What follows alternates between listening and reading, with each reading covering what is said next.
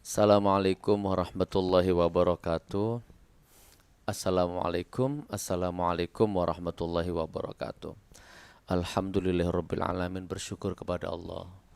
Alhamdulillah, alhamdulillah, alhamdulillah, alhamdulillah. Bersyukur kepada Allah ya, apapun kondisinya. Apapun kondisinya, apapun kondisinya. Kalau seneng bersyukur itu ndak aneh. Kalau sukses bersyukur itu wajar. Tapi kalau Anda terpuruk, Anda jatuh, Anda sakit, Anda sedih, Anda tertolimi dan Anda tetap bersyukur, itu yang luar biasa. Alhamdulillah ya, kita bersyukur pagi ini insya Allah. Bangun tidur si urip lah, minimal bangun tidur masih bisa nafas, masih melek meripat. Berarti kan masih ada harapan untuk taubat, masih ada harapan untuk husnul khotimah ya. Salawat dan salam semoga selalu tercurah kepada Rasulullah. Senantiasa kita haturkan salawat dan salam untuk beliau, keluarga beliau, para sahabat beliau. Sehingga harapannya Allah akan mentakdirkan kita untuk menjadi golongan beliau, umatnya beliau, pengikut sunnahnya beliau. Amin amin ya rabbal alamin. Salawat, salawat, salawat mengusir bala, mengusir musibah, mengusir fitnah. Ya, salawat ya, salawat. Salawat singkat aja, yon. Salawatnya ya apa ya? Salatullah, salamullah ala taha rasulillah. Salatullah, salamullah ala yasin habibillah.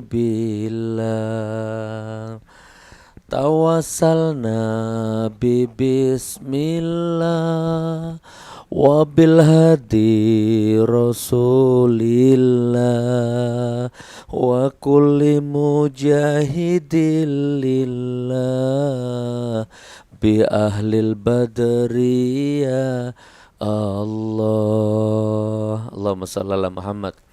Saudaraku, ayo hari ini kita ngobrol soal sukses ya. Kemarin aku janji ya, mudah-mudahan aku bisa menepati sampai tuntas ya. Kita akan membedah buku ini. Buku ini sudah 3.000 eksemplar terjual. Buku ini ya, 3.000 eksemplar. Nah, dan alhamdulillah, subhanallah, kalau saya baca SMS-nya, kalau saya terima teleponnya, itu ya merinding, ya haru, ya bangga, ya bagaimana gitu ya. Ya Allah, Gus Nur, alhamdulillah bukunya dahsyat. Alhamdulillah, itu bukan bukunya, bukan saya yang dahsyat, tapi Allah. Karena Allah yang menuangkan semua buku itu, kebetulan dititipkan lewat tanganku kan gitu ya.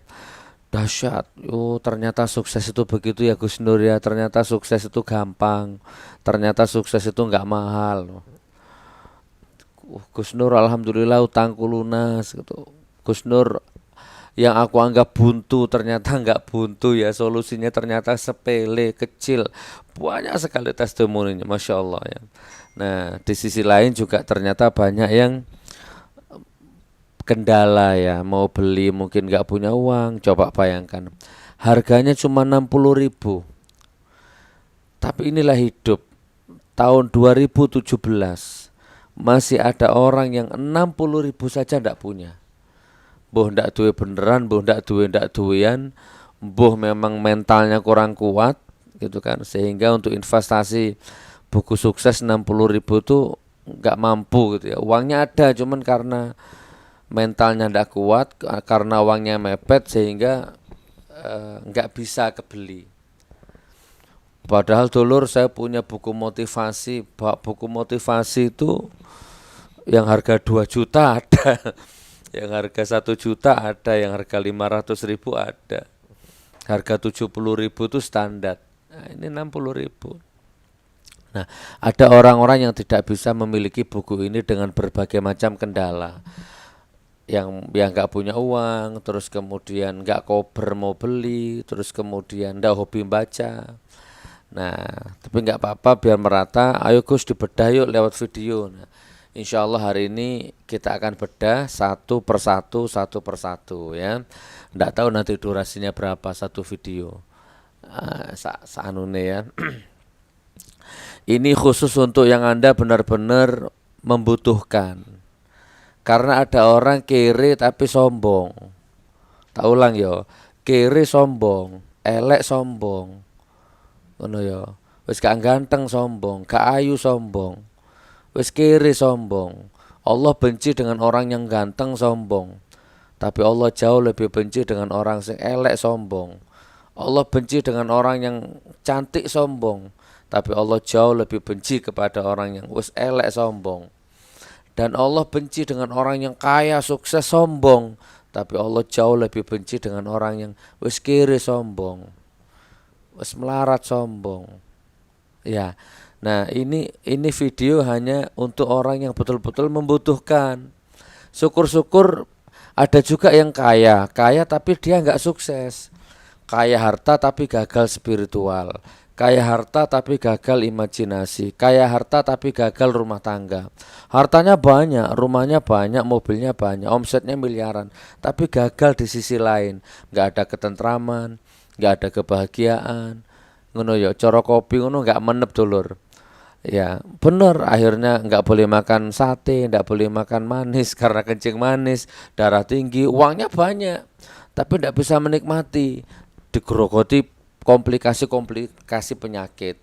Wah, istrinya selingkuh, anaknya narkoba, anaknya masuk penjara, kayak anggota-anggota DPR MPR itu, Soge duit tapi hidup nggak tenang. Ada yang seperti itu. Nah, kalau Anda seperti itu, insya Allah video ini cocok untuk Anda.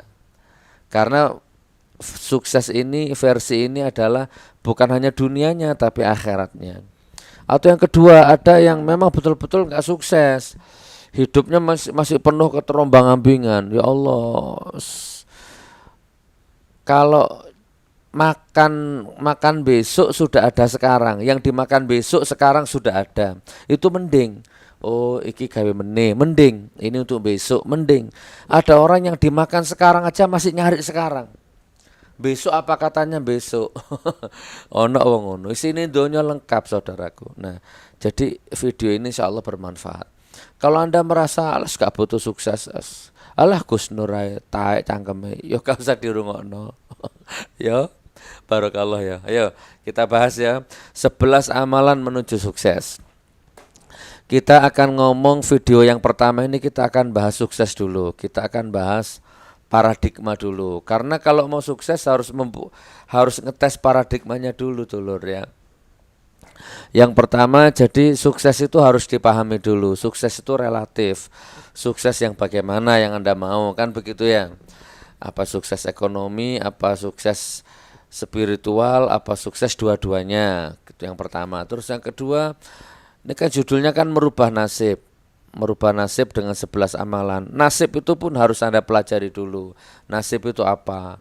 Ada nasib mubrom, ada takdir ya. Takdir mubrom, takdir mualak, takdir musta'man, apa iku lali aku niki ono wisan dalil-dalile iku. Nah, jadi ada nasib yang bisa dirubah, ada takdir yang bisa dirubah, ada takdir atau nasib yang tidak bisa dirubah. Nah, itu nanti di sini. Nah, masalah itu nanti kalau bisa memang harus dimiliki ya, karena lengkap. Ya, penjelasannya lebih lengkap di sini. Kalau lewat video terbatas. Contohnya gini loh, contohnya ada takdir atau nasib yang tidak bisa dirubah. Aku contohnya gini loh. Anda lahir sebagai orang Jawa, Anda lahir sebagai orang Cina, Anda lahir sebagai laki-laki, Anda lahir sebagai perempuan. Nah, kembangno ya. Nah, takdir-takdir seperti itu tidak bisa dirubah, saudaraku. Itu pun sebenarnya Anda mau merubah pun bisa, cuman Anda neraka tempatnya, abadi Anda tempatnya nanti ya. Oke, tidak usah terlalu panjang masalah itu. Terus ada kemudian takdir yang Allah memberikan kesempatan kepadamu untuk merubahnya. Di dalam Al-Quran ada tuh. Aku sekali-sekali tidak akan merubah satu kaum kalau sampai kaum itu mau merubahnya. merubah kebiasaan. Contohnya sakit jadi sembuh, bisa dirubah itu. Contohnya malas jadi nggak malas.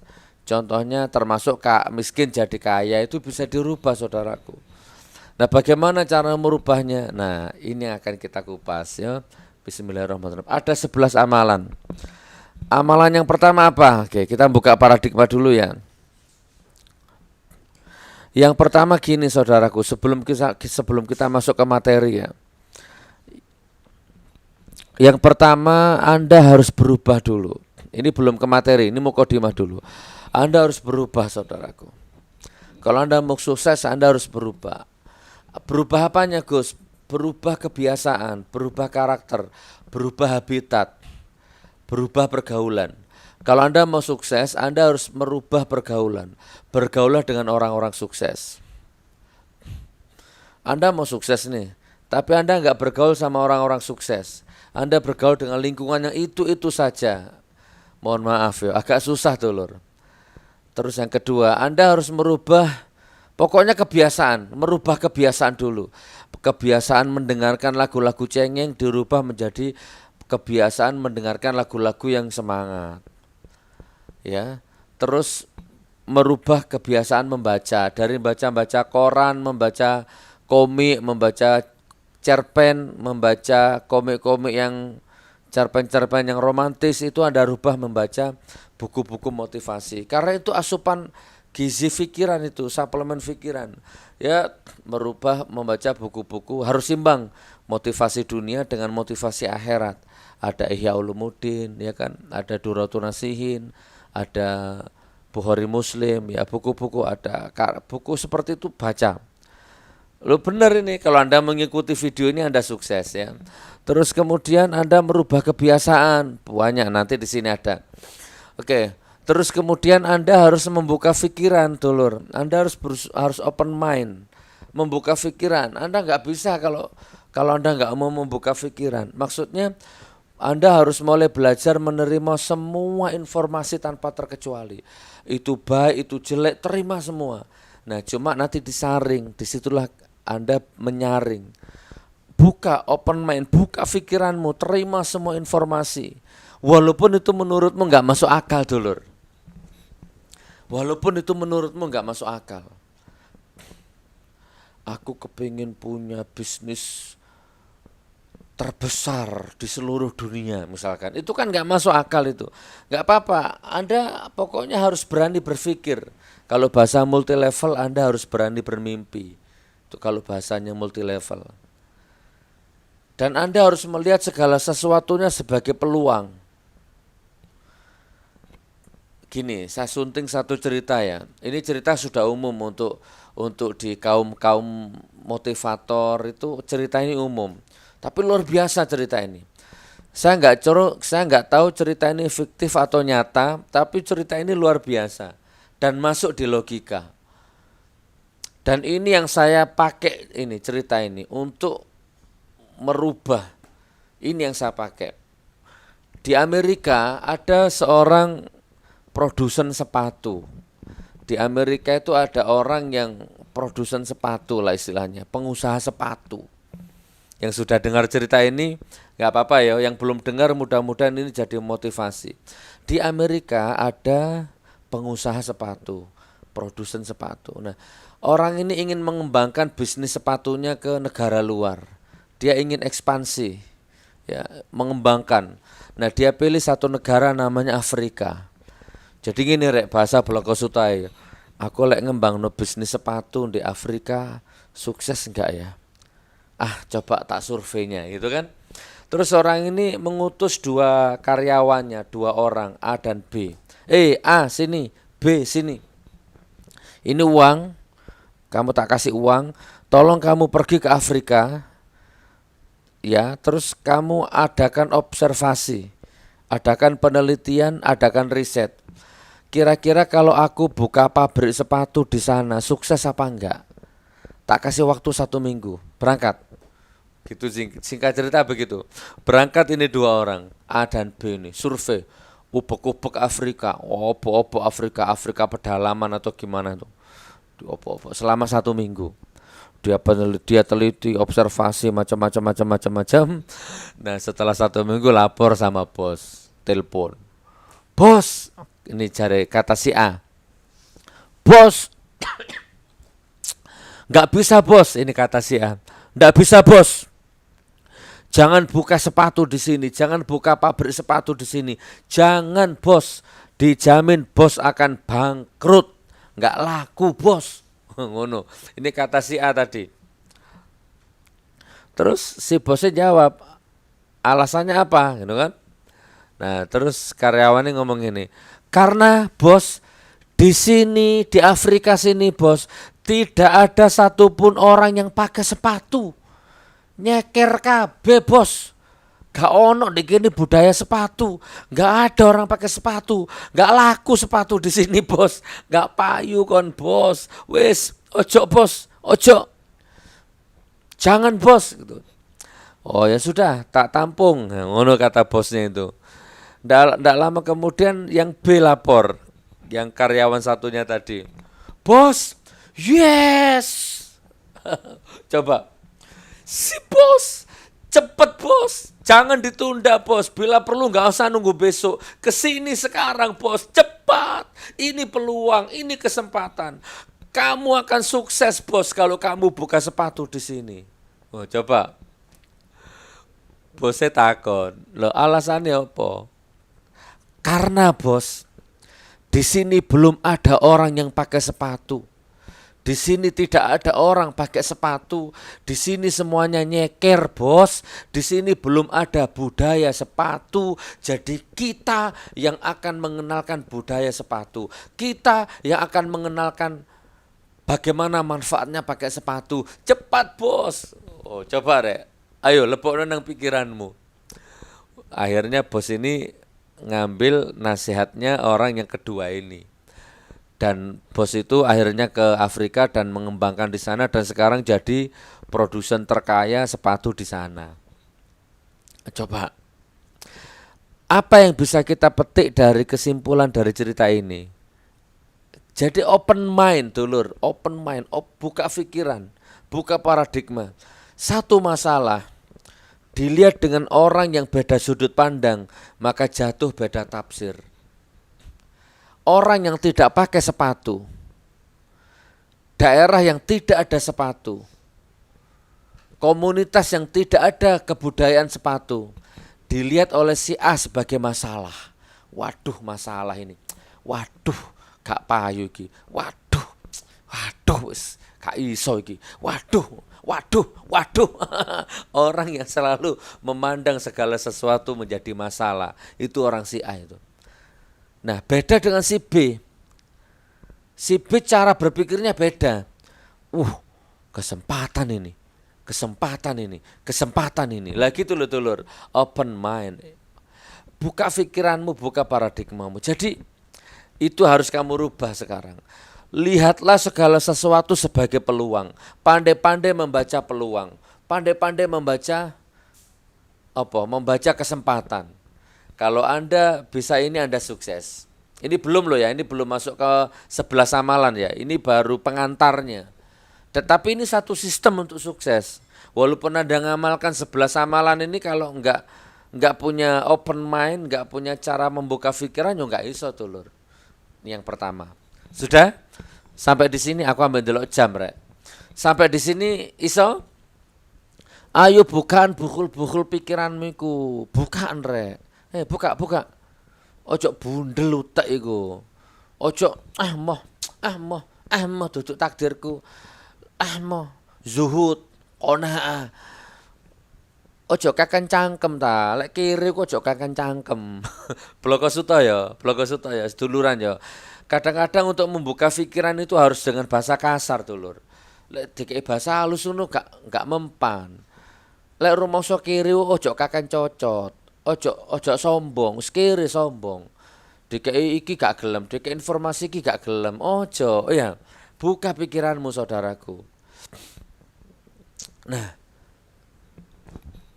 jadi bagaimana cara membuka pikiran? Ya mulai hobi baca.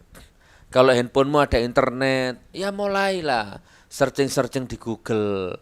peluang bisnis, klik peluang bisnis, klik atau apa. Yang penting ada dulu bekal itu, nanti Allah yang nuntun. Ngono lho rek. Lah kalau Anda tidak mau membuka pikiran, Anda menutup dengan segala informasi, belum apa-apa sudah semua bukan takdirku, yo repot lek ngono. Gak iso Anda sukses. Ya, nggak bisa, nggak bisa saudaraku. Buka pikiran, terima semua informasi itu. Maka Anda sukses. Itu yang pertama ya, jadi melihat segala sesuatu sebagai peluang. Belajar melihat sesuatu sebagai peluang. Terus kemudian gini dulur. Yang kedua, revolusi. Anda harus jadi revolusioner, penemu. Loh ojo sepelene lho dulur. Ojo sepelene lho. Walaupun kamu menemukan hal-hal sepele itu bisa jadi ledakan itu. Cobalah ya itu tadi minimal loading dulu video ini lah. Aminkan aja video ini. Nanti Allah yang membantu nanti. Revolusi itu gini loh.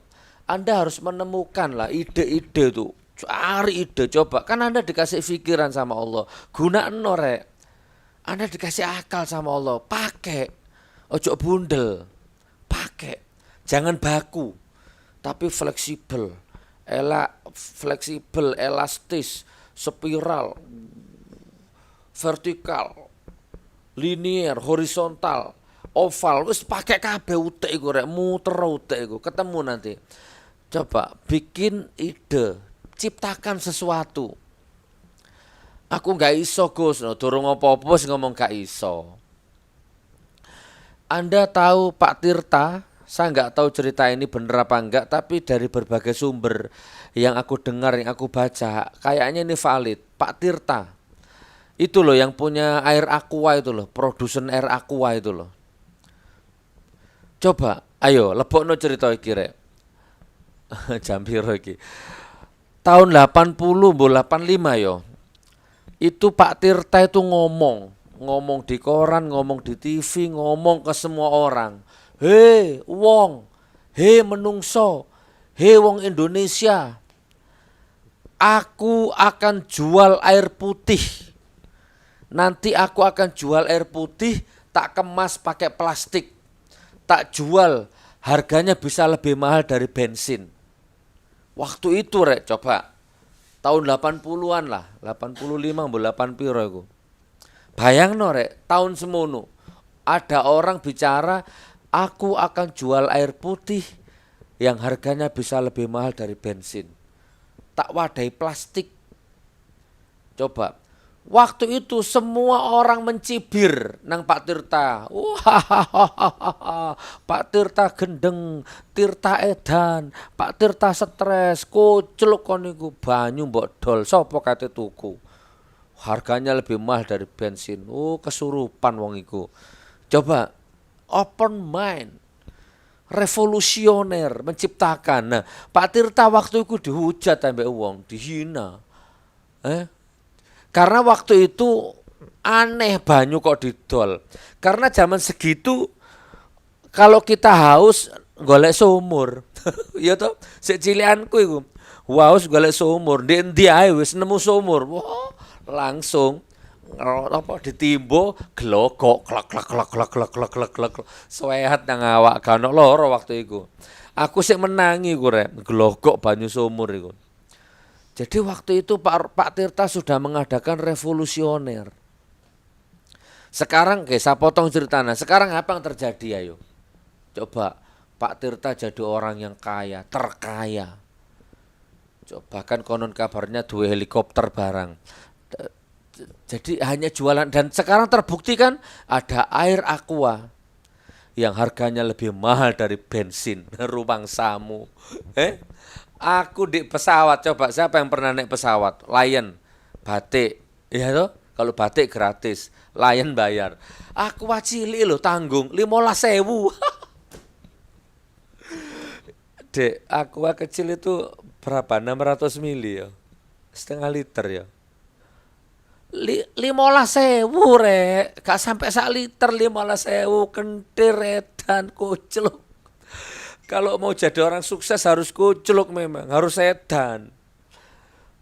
Ayo, terbukti enggak omongan 80 tahun yang lalu, tahun 85, 80 yang lalu terbukti enggak sekarang?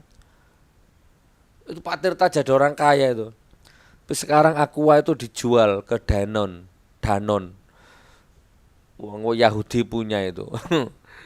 Konon kabarnya sudah dicampur dengan bahan-bahan kimia tuh Yahudi, makanya wallahu alam lah. Makanya keluargaku kan sing gelem Aqua.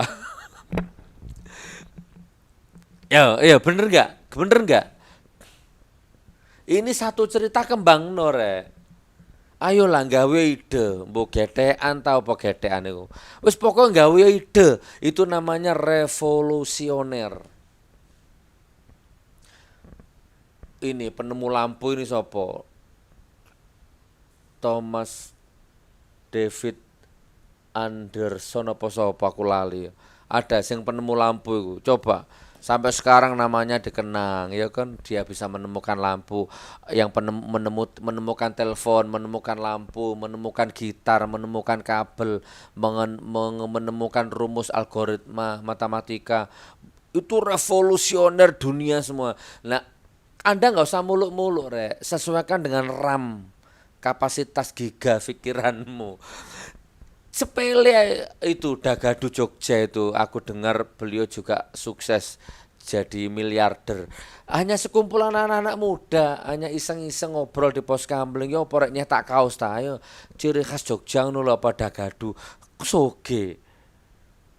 Coba Anda baca buku-buku orang sukses itu. Berawal dari hal-hal yang sepele dulur. Wes yo, yang pertama apa tadi yang pertama tadi? Yang pertama melihat segala sesuatu sebagai peluang, membuka pikiran ya. Yang pertama membuka pikiran, buka semua informasinya kalau mau sukses. Kalau Anda nggak mau menerima informasi, Anda nggak akan sukses. Seburuk sejelek apapun itu informasi, trimon disik rek. Baru di loading gitu loh. Ojo moro ditolak, ojo. Catatan iki. Terima informasi. Terus yang kedua, lihat segala sesuatu itu seburuk apapun sebagai peluang. Jangan pernah melihat segala sesuatu tuh aduh. Ya. Terus yang ketiga apa mau? Yang ketiga mau apa? Revolusioner. Ciptakan sesuatu. Aku ya wis tak lakoni lah apa aku masih gak sudah tak bahas ini dulu ya.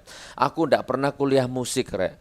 Do re mi fa sol la si do. Aku gak tahu kuliah musik. Aku gak tahu les vokal.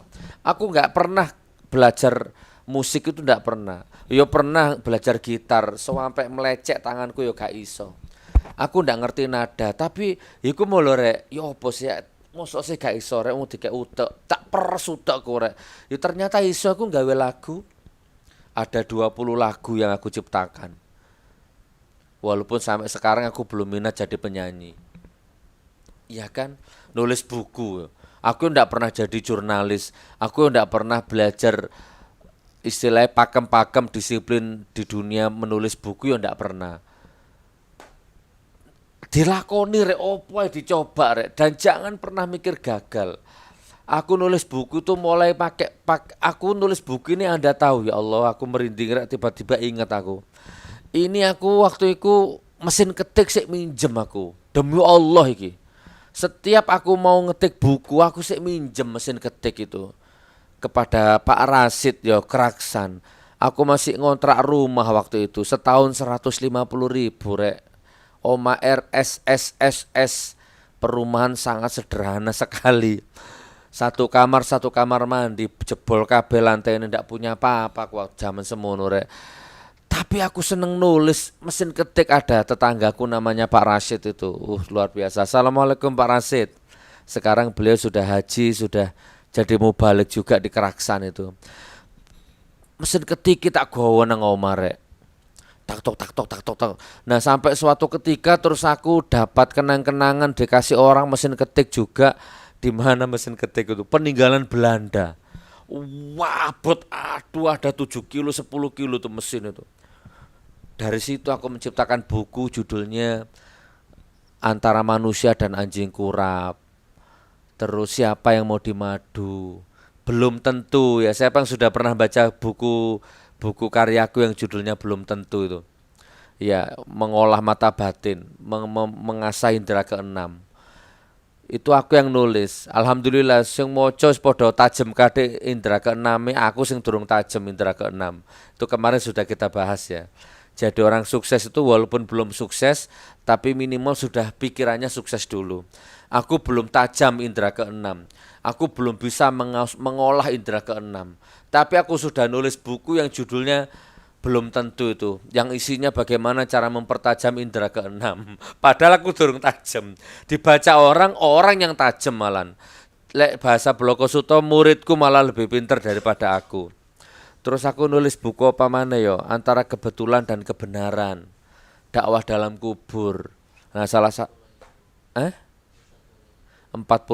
Helai Ilmu Hidup. Ada bukunya deh ya. Nah, salah satunya ini.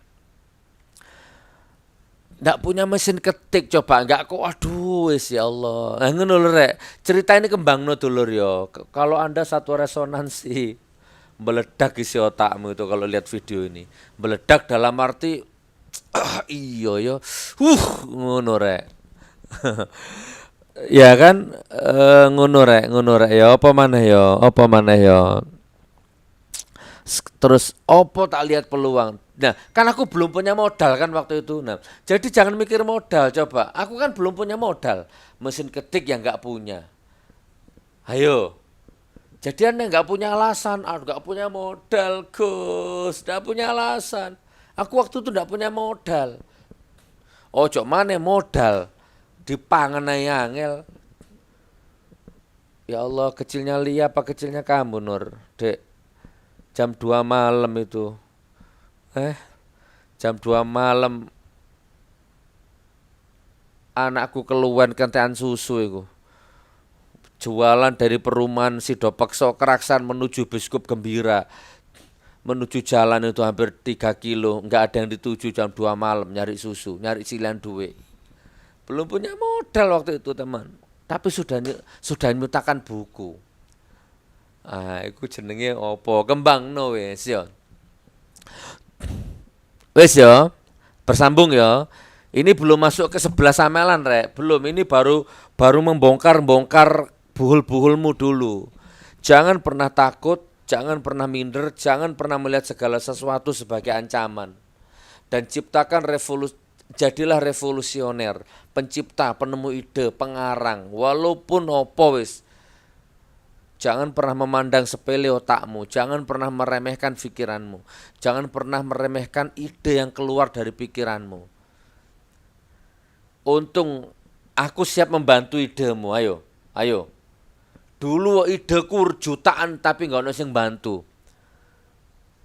Ayo, aku siap membantu idemu. Sopo dilakoni. Nah sekarang aku produksi tas kulit. Sekarang aku produksi itu lagi tambang ya di Tawangmangu itu Solo. Sekarang aku buka kafe jamu. Opo tak lakoni rek? Opo ae wis? Karena Rasulullah Nabi Muhammad SAW sangat cinta dengan pekerja keras. Kalau Anda mau dicintai Rasulullah, jadilah pekerja keras. Ojo jadi pemalas, jangan jadi pemalas. Dan kalau engkau ingin mulia di sisi Allah, jadilah pekerja keras. Pekerja keras yang beriman. Wis ya, sudah kayaknya cukup, sudah lebih ini 30 menit. Ditunggu video berikutnya, nanti kita masuk ke 11 amalannya itu. Ini baru mukadimahnya. Barakallah ya. Tadi dibuka sholawat, sekarang ditutup lagi dengan sholawat. Insya Allah. Moga-moga sukses. Ayo. Sholatullah salamullah. Ikuti hatimu, ikuti ayo. Ini syafaat ini ya, gelombang lewat video. Ala toha ketinggi nada koyo ya. Kurangi dikit nada ya. Salatullah salamullah ala toha Rasulillah. Salatullah salamullah ala Yasin Habibillah. Ya Allah, bukalah pikiran dulur-dulurku ya Allah. Jadikan saudara-saudaraku orang yang sukses ya Allah. Jadikan teman-temanku menjadi khalifah di muka bumi ini ya Allah, yang bermanfaat untuk orang lain ya Allah. Jadikan saudara-saudaraku orang yang kaya raya ya Allah, kaya pikirannya ya Allah, kaya idenya ya Allah, kaya sudut pandangnya ya Allah, dan kaya uangnya ya Allah, sehingga banyak sedekahnya ya Allah. Amin ya rabbal alamin. Tawassalna bismillah wa bil hadi rasulillah wa kulli mujahidin lillah bi ahlil badr ya Allah. Salatullah salamullah ala Toha Rasulillah. Salatullah salamullah ala Yasin Habibillah. Barakallah saudaraku, sampai ketemu di video berikutnya. Wassalamualaikum warahmatullahi wabarakatuh.